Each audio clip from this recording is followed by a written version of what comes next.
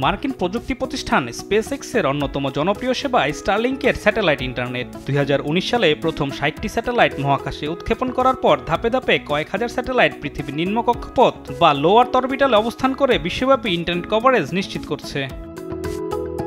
দুর্গম অঞ্চলে দ্রুতগতির ইন্টারনেট, লো লেটেন্সি, সহজ সেটআপ ও বিশ্বস্ত সংযোগের মাধ্যমে পৃথিবীর 125টির বেশি দেশে পৌঁছে গেছে স্টারলিংক। গত 9 এপ্রিল ঢাকায় বিনিয়োগ সম্মেলনে পরীক্ষামূলক এই সেবা চালু করে মার্কিন ধনকুবের ইলন মাস্কের প্রতিষ্ঠান। বাণিজ্যিক সেবা চালুর পর স্টারলিংকের ডিভাইস সেটআপে এককালীন খরচ হবে 349 থেকে 599 মার্কিন ডলার, যা বাংলাদেশি টাকায় প্রায় 40 থেকে 75 হাজার টাকা, এবং মাসিক ফি দাঁড়াবে 120 মার্কিন ডলার বা 15,000 টাকা প্রায়।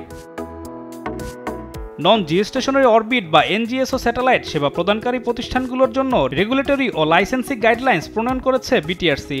সংস্থাটির চেয়ারম্যান বলেন, ইতিমধ্যেই গাইডলাইন অনুসারে লাইসেন্সের আবেদন করেছে স্টারলিংক। ওরা এই মাসের প্রথম দিকে আবেদন মাত্র জমা দিয়েছে। এখন আমি আপনাকে বলেছি আমরা যাচাই বাছাই করছি, করে এটা আমরা পাঠাবো মন্ত্রণালয় পূর্ব অনুমোদনের জন্য। সরকার পূর্ব অনুমোদন দিলে আমরা তাদেরকে লাইসেন্স ফি জমা দিতে বলবো, তারপর লাইসেন্স ফি দিব।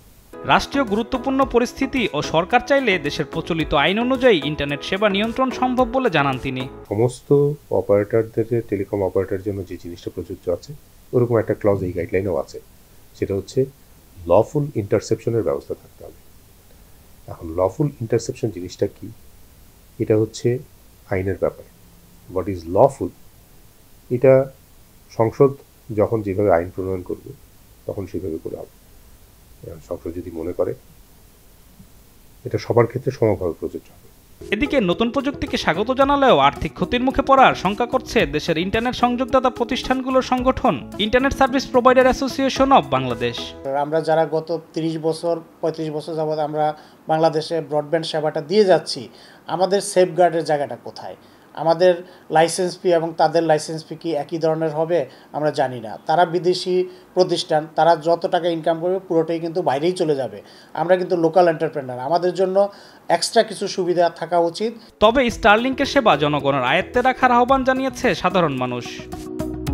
আলিমুজ্জামান সাফওয়ান, দেশ টিভি, ঢাকা।